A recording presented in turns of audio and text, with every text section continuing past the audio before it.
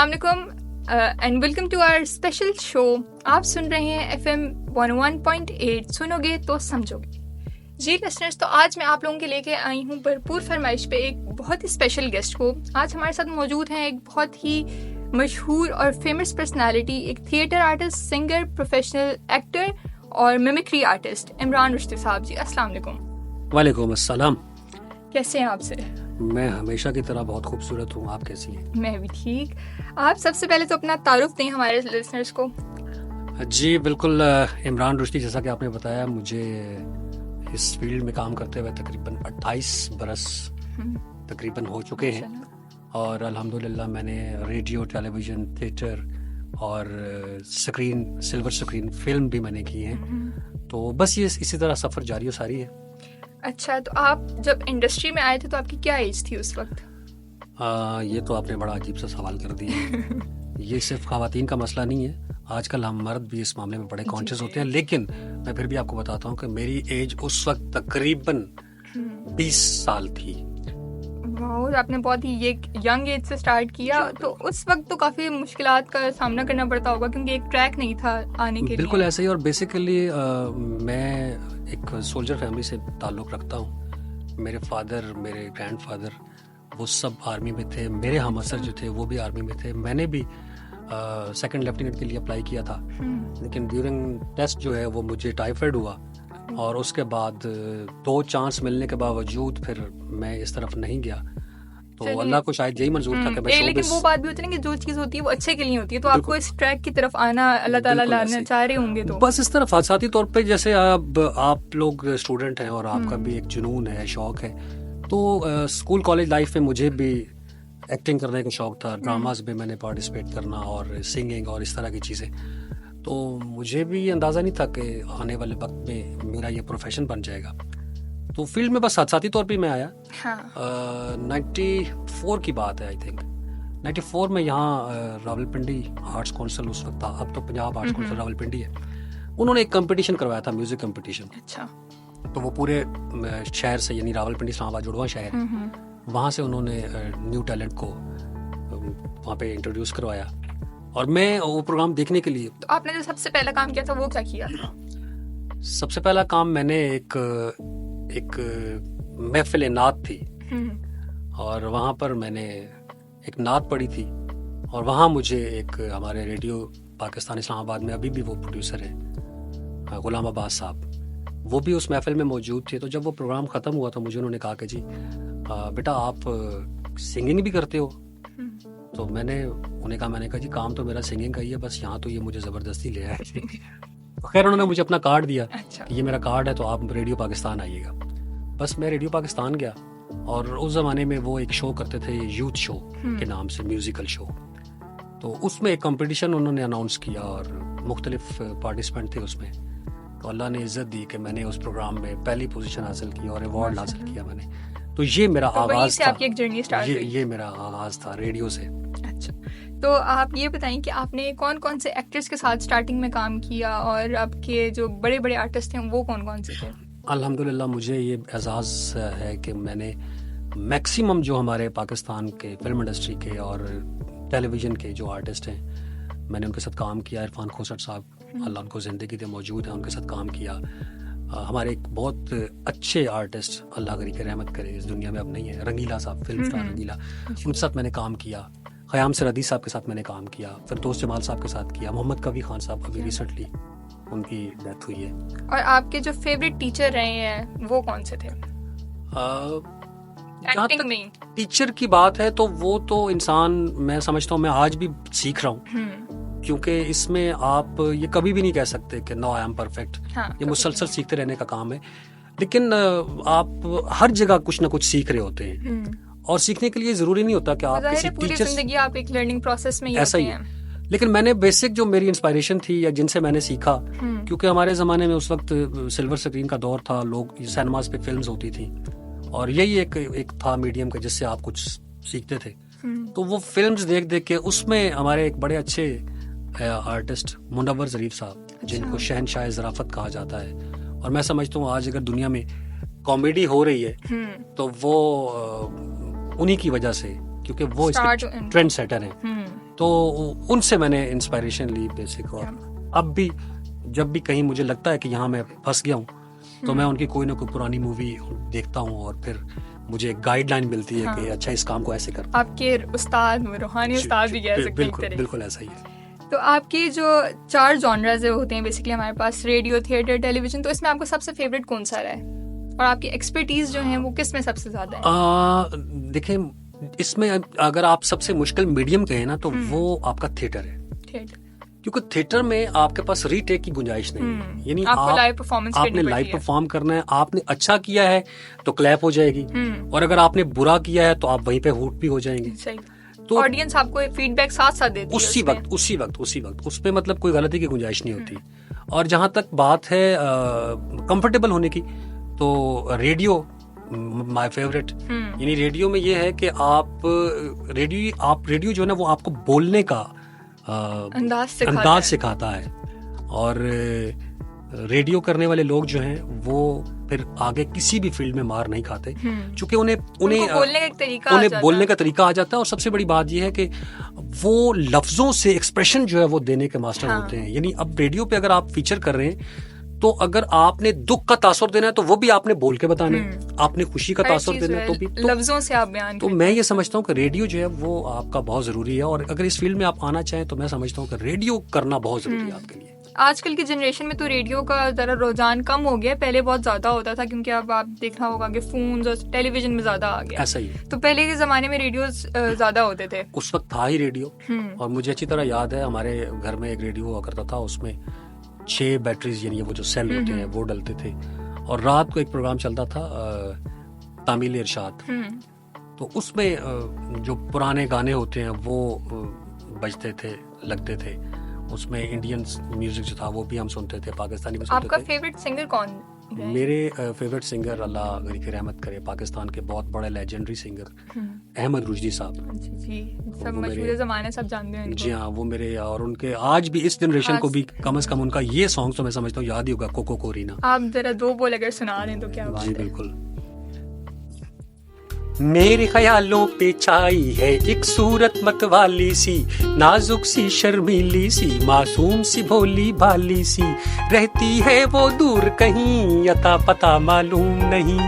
Cocoa کورینا کوکو کورینا کوکو کورینا کوکو کورینا, جھیل سی گہری آنکھیں جس کی پھول سا جس کا چہرہ, کالی زلفیں ناگن بن کر دیتی ہے جس پہ پہرا. تم پوچھو گے مجھ سے دنیا بھر میں کون ہے ایسا حسین, میرے خیالوں پہ چھائی ہے ایک صورت مت والی سی, نازک سی شرمیلی سی, معصوم سی بھولی بھالی سی, رہتی ہے وہ دور کہیں پر عطا پتہ معلوم نہیں. کوکو کورینا کوکو کورینا. کیا بات ہے, آپ کی آواز بہت ہی اچھی ہے ماشاء اللہ سے. اچھا تو آپ یہ بتائیں کہ آپ کے جو سنگرز ہیں ان میں آپ کا جو ایکسپیرینس ہے وہ کس کس کے ساتھ رہا ہے؟ سنگرز میں مجھے اللہ تعالیٰ زندگی دے غلام عباس صاحب, ان کے ساتھ مجھے گانے کا اتفاق ہوا, ان کے ساتھ ایک پروگرام کیا. اس کے بعد ہمارے کلاسیکل گھرانے سے تعلق ہے حامد علی خان صاحب, مینو تیرے جے سونا اور لب دانا, ان کے ساتھ میں نے پروگرامز کیے. اس کے بعد اللہ غنی کی رحمت کرے نصرت فتح علی خان صاحب, اور یہ جو عمران رشدی کا آپ نے ابھی انٹروڈکشن کروایا, تو یہ جو رشدی کا لقب ہے یہ احمد رشدی صاحب جن کا میں نے ابھی سانگ سنایا انہی کی وجہ سے.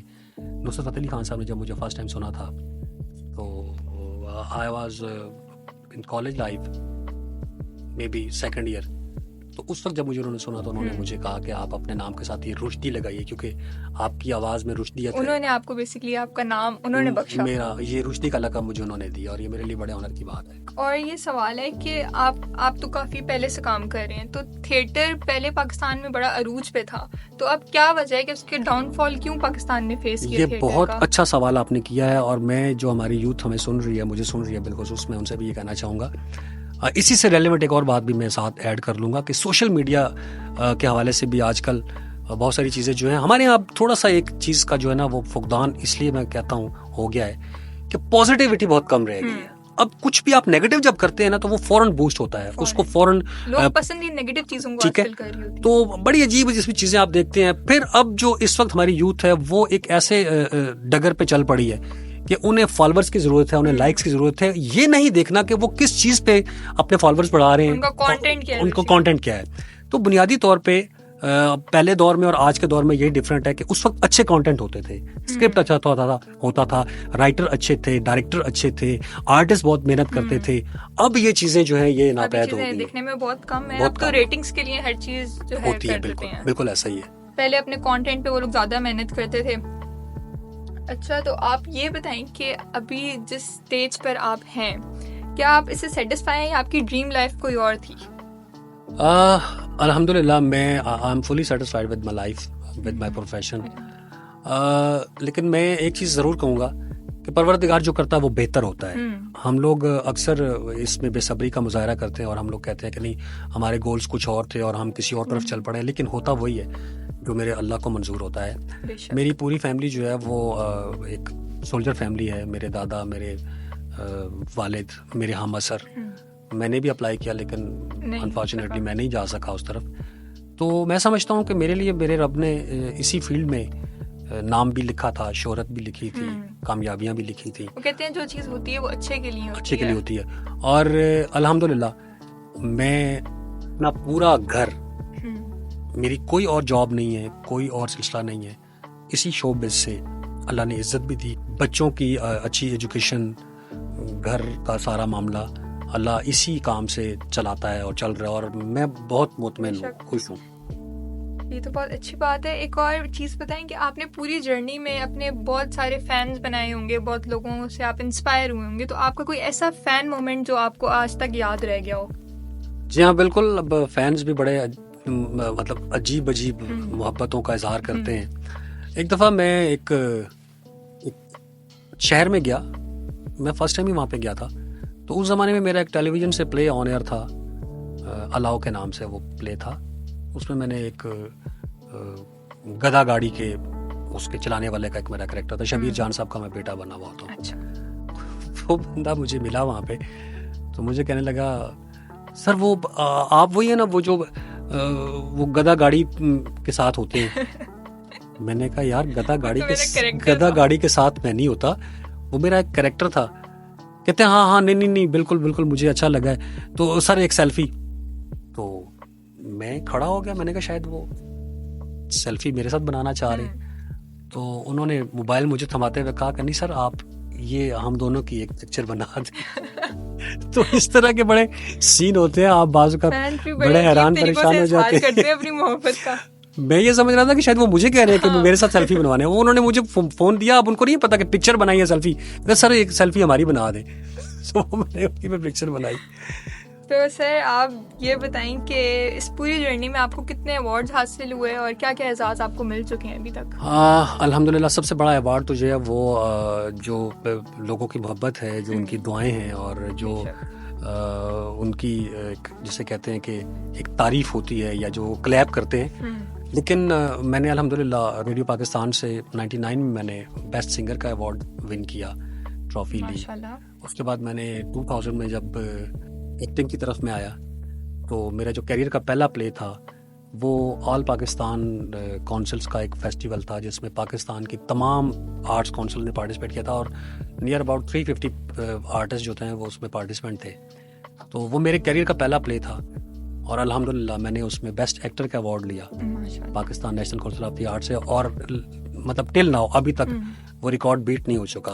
یہ سب سے بڑی چیز ہوتی ہے کہ آج کل ریکارڈ بنتے ہیں اس کو کوئی اور بریک کر لیتے, تو یہ آپ کے پاس ایک بہت بڑا اعزاز ہے کہ آپ کا ریکارڈ آج تک کوئی توڑ نہیں سکا. بالکل ایسا ہی ہے. اس کے علاوہ پھر میں نے پنجاب آرٹس کونسل راولپنڈی, میں نے 94 میں وہاں ہے, وہ جو میں نے بتایا تھا کہ ایک میوزک کمپٹیشن تھا, تو اس میں بھی میں نے the best singer of year کا میں نے ایوارڈ لیا. اور بس یہ چل رہا ہے, ساتھ ساتھ سنگنگ بھی کرتا ہوں. ابھی تو آپ نے بہت چیزیں فیس کرنی ہے, بہت چیزیں دیکھنی ہے, انشاءاللہ آپ کو اور اعزاز ملیں گے. آپ کوئی میسج دینا چاہیں ہماری یوتھ کو, یا جو لوگ آنا چاہ رہے ہیں اس فیلڈ کی طرف, تھیٹر کی طرف, ریڈیو کی طرف, تو اب ان کو ایک پراپر پاتھ نہیں مل سکتا, تو آپ ذرا یہ بھی گائیڈ کریں کہ اگر کوئی کسی نے آنا ہے تو وہ کن کن راستوں سے آ سکتا ہے, اور کوئی میسج جو آپ دینا چاہیں. میں مختصر صرف اتنا کہنا چاہتا ہوں کہ کبھی زندگی میں شارٹ کٹس جو ہے وہ اپنی اس میں ڈکشنری میں نہ رکھیں، اس کو اپنے مائنڈ میں نہ رکھیں، کیونکہ شارٹ کٹس جو ہے وہ اس کی لائف نہیں ہوتی. ٹھیک ہے، تو آپ نے کسی بھی فیلڈ میں جانا ہے، صرف شوبز نہیں، کسی بھی فیلڈ میں جانا ہے، تو آپ سب سے پہلی بات جو ہے کہ آپ کا جو آبجیکٹو ہے اس پہ فوکس رکھیں. ٹھیک ہے، اور دوسری بات محنت کریں، اور سب سے بڑی بات کہ ایجوکیشن جو ہے وہ بہت ضروری ہے. یہ ایک بہت غلط کانسیپٹ ہے کہ جی تعلیم جو ہے وہ صرف جاب کرنے کے لیے ہے، یا آپ وہ کہتے ہیں نا کہ ڈگری صرف جسٹ پیس آف پیپر، تو ایسا بالکل نہیں ہے. بالکل ایسا نہیں ہے. ایجوکیشن بہت مسٹ ہے کسی بھی فیلڈ میں. اور اب تو جو ہماری یوتھ ہے ماشاءاللہ وہ بہت ایکٹیو ہے، بہت شارپ ہے، بہت انٹیلیجنٹ ہے.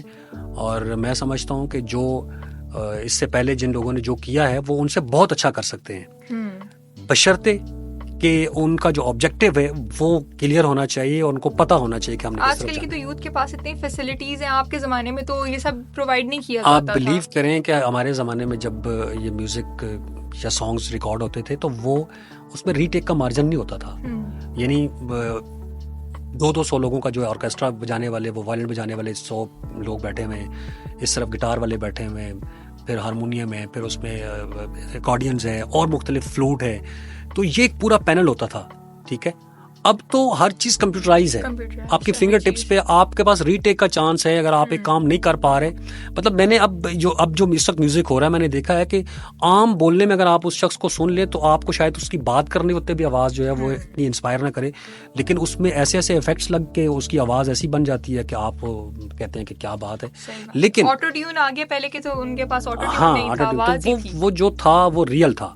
تو میں سمجھتا ہوں کہ کام ہمیشہ ایسا ہونا چاہیے کہ جو رہتی دنیا تک یاد رہے. صحیح بات ہے. اور آنا چاہیے، یوتھ کو آنا چاہیے اس طرف. اور سب سے بڑی بات یہ ہے کہ میں آپ کے اس چینل کے توسط سے بھی یہ کہنا چاہوں گا، اور باقی بھی میرے اور بھی کہیں جہاں پہ بھی انٹرویو ہوتا ہے تو میں یہ بات کرتا ہوں کہ ہمیں اس چیز کی بہت اشد ضرورت ہے کہ ہمارے جو اس فیلڈ سے ریلیونٹ جو لوگ جنہوں نے بہت اچھے کام کیے، جن کے مجسمے جو ہیں وہ پڑوسی ملک میں ان لوگوں نے بنائے ہوئے ہیں اور وہ اس کی پوجا کرتے ہیں. اب ہمارے غلام علی خان صاحب ہیں، ان کی پوجا کی جاتی ہے انڈیا میں. منور ظریف صاحب جو ہیں ہمارے پڑوسی ملک کے بہت بڑے سپر سٹار امیتابھ بچن صاحب، انہوں نے ان کا مجسمہ گھر میں بنایا ہوا ہے اپنے کوریڈور میں. یعنی ان کی صبح ہی نہیں ہوتی جب تک وہ ان کے سامنے آ کے تو وہ ان کے اپنے وہ جو کوئی طریقہ کار ان کا مذہبی ہوتا ہے وہ اس حساب سے، یعنی وہ اس کو عبادت سمجھ کے وہ ان کو پوجتے ہیں.